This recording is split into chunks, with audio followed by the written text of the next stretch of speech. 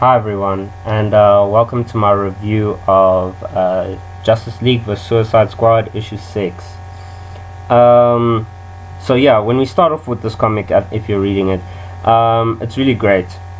I think the whole series has actually been really amazing so far.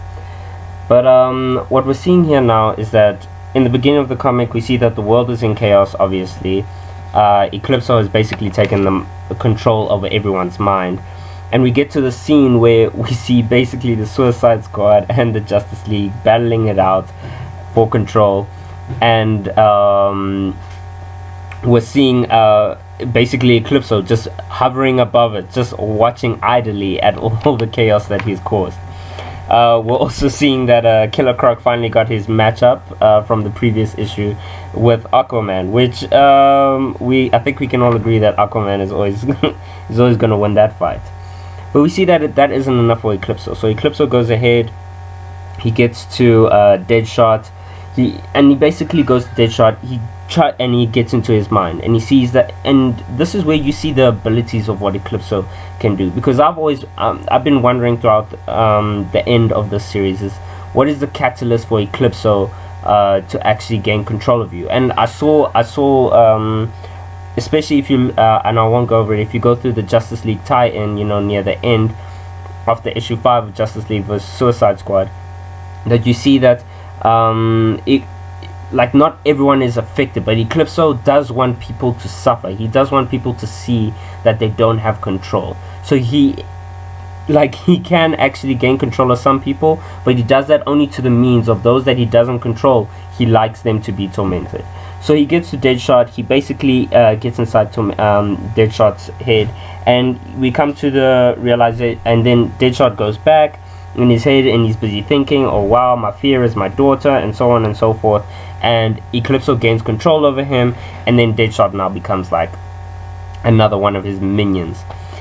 And we see that this is okay. So number one, we're seeing that Eclipso is having a lot of fun with this. I mean, just to see his power, I think the art here as well, just on a side note, is really awesome. But he goes off and he's like, okay, wow, that was a lot of fun, let me just go ahead and do some more. And we see that, I think what I'm constantly tracking here, I think Eclipso doesn't want to control Amanda Waller, because he goes out and he reaches out for Amanda Waller, and he gets a bit comical here, and he's just like, let's have this dance. But Eclipso basically, what I'm seeing a lot of the times is that him and his obsession with Amanda Waller is that she's crazy, she's evil, and I'll get into this a bit later. But I think he can sort of sense a relationship. Well, he likes her to see these things that are going on basically in the world, and also because he's evil, and I think he thinks she's inherently also pretty bad as well. So we're seeing a lot of matchups go on throughout the rest of the comic. We're seeing that, and what I'm also basically seeing is Killer Frost basically being the only person that can compete with the Justice League. I mean, we see Lobo getting trashed. I mean, Killer Frost and Batman have to pick him up because he's just not winning against Superman. And Superman gets this idea, and he gets this idea that, okay, shucks, we need to come up with a plan. Something needs to go on. Something needs to happen here. And basically Lobo, and which is so cool right now, is that once again, guys, I'm new to this, but I just recently got into the character of Lobo, and this guy is buck crazy. Like, he's awesome. Like, Batman is just like Lobo, handle everyone.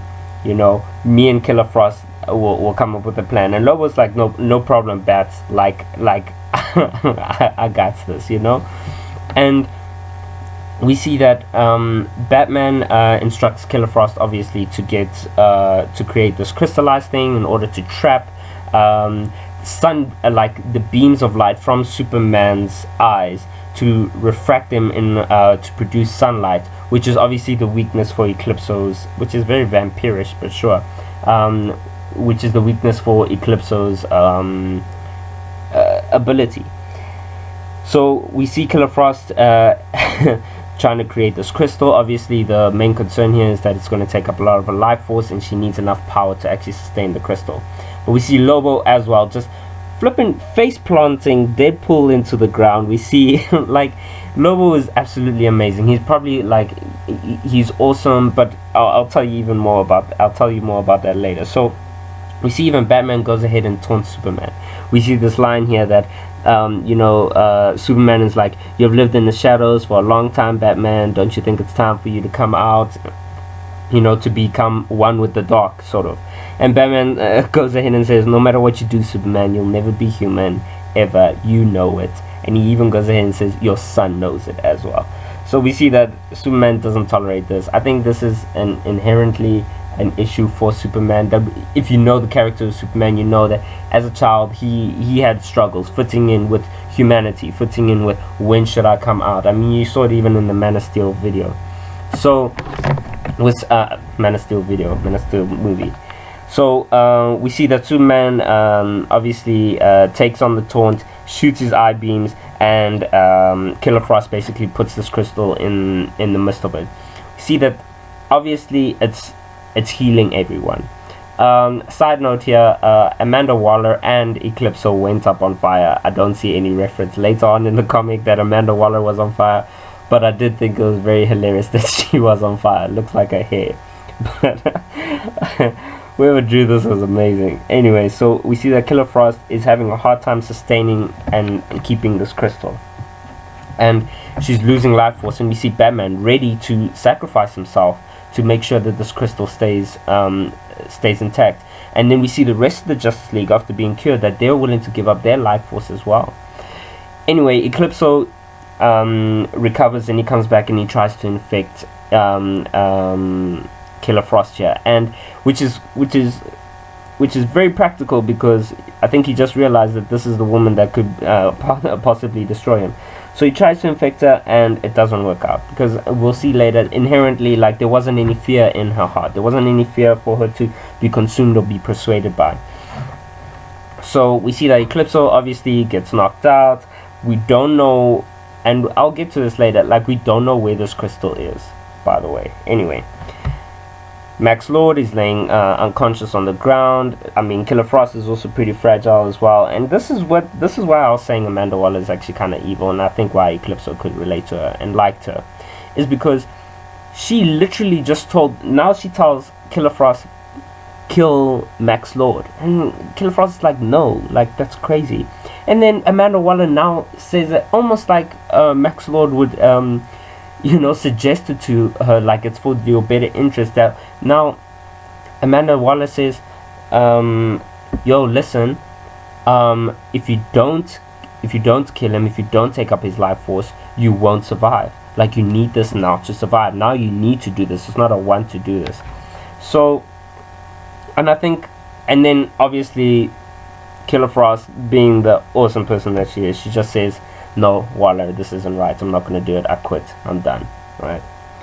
Anyway, we get to this pretty cool scene where everyone, the Justice League and the Suicide Squad are together. Everyone's busy chatting. I mean, the only funny part I really get from here is Captain Boomerang is busy talking to Diana, and he's just like, so wait, I would be the only guy on Themyscira? Like, I gotta be there. Like, I can imagine. Captain Boomerang is he's unruly. Like, someone needs to help him out. But then we get to this really cool moment, which I really liked. It's between Superman and Killer Frost, and this is, like, I've read the New 52 Superman. I went through his life. I saw, like, everything he did. But then when I got this Superman, this was the Superman I've always heard stories about. This was the Superman that, and you can see his age. Everything just speaks about that this is an awesome Superman. The New 52 Superman I also thought was very mature sometimes, a bit too boastful. But this Superman, you can just see the wisdom here, and you see that we see inherently the reason why Eclipso couldn't corrupt Killer Frost in those final moments is because all she had in her heart was hope. And we see that Superman understands this. We see that Superman understands that in her heart, inherently, that she became a scientist. Killer Frost became a scientist to help people. This is what is explained to us. And Superman basically just says, like, like, he gets it. He gets it. We get this other moment, which I'm not too fond of, near the end of this issue, where we see that Batman and Amanda Waller are busy having this argument. Batman's basically saying Killer Frost is coming with us. Amanda Waller's like, hell no, we don't give a damn. And then Batman goes and explains himself. Listen, the Suicide Squad, I can understand them being like I'm okay with them now. Like, they really proved themselves. Killer Frost almost gave up her life for everything, for everything, like the whole world, you know. So really, like, your squad can carry on going. Amanda Waller looks a bit like pleased with herself, like, yes, she just won, we'll find out later, I'm gonna go through it now. And she's like, fine, you can have Killer Frost no matter. It's chill, it's chill. We get another cool moment here with Batman, and as we're going forward with Batman and Lobo, you know, they're almost about to get into a fight in the beginning of this, but basically, like, Batman is just like, listen, dude, you've really proved yourself. Lobo's like, listen, I owe you one, you know, for obviously blowing up my head and making sure Max Lord gets out of my head, which is it's messed up, but it's funny. We get it, okay? Because this is Lobo. I mean, this guy's not really anyway. And we see that Batman, he's so convinced. He's like, listen, Lobo, you're gonna join the Justice League, this is what's going to happen. Lobo's like, probably not, and it's like, but we know it's gonna happen. Then we get to this moment with Max Lord and Amanda Waller. Max Lord is obviously in this chamber, and he puts the pieces together. I mean, Max Lord is not an unplanned man. He puts the pieces together. It's just like, and he comes to the conclusion where he's talking to Amanda Waller, and he's just like, you know, there's one piece I didn't put together. You know, he's putting all these things with the Suicide Squad, what's going on with the Justice League, that Amanda Waller is about to lose a team. But, you know, what it seems that he narrates is that Amanda Waller was scared that Batman was investigating the Suicide Squad and was going to call a stop to it. So Amanda Waller made this whole big deal, allowed Max Lord to know all this information about the Eclipse of Diamond, about the first Suicide Squad. She planned all of this so that they would eventually have to team up, and then Batman would see the value in the Suicide Squad, so she would be able to keep the squad. I think this plan went a little overhand. I think Max Lord agrees with me, he says so. But I think that's a bit extreme, you know, just to keep your Suicide Squad. But this is where you see that Amanda Waller is not even about the safety of anything. She really, it's all for her own gain. She wants a squad and she'll keep the squad. And then, so basically we see that she planned this whole thing. Justice League vs Suicide Squad, Amanda Waller was the ultimate villain here. She was the one scheming in the background and everything. Finally, then we see later on that this crystal with Eclipso, where he's trapped in, landed somewhere else. It looks like an icy place, but like a kid is running after it. Like, does no one care where this crystal is? But once again, this must be another Amanda Waller's hair is on fire moment. No one cares.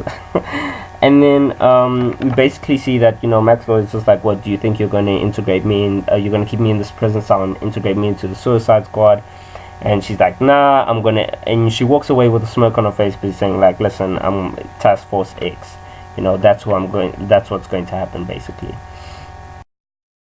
This is my review of the comic. I thought it was really good, guys. I thought this Justice League vs Suicide Squad was flipping awesome.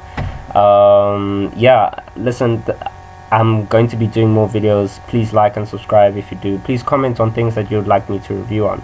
I'm new to this. I really want to learn with the rest of you. You know, I just got into comics, as I said, and yeah, I'm going to be doing my next reviews, and so watch out for those. Okay, cheers.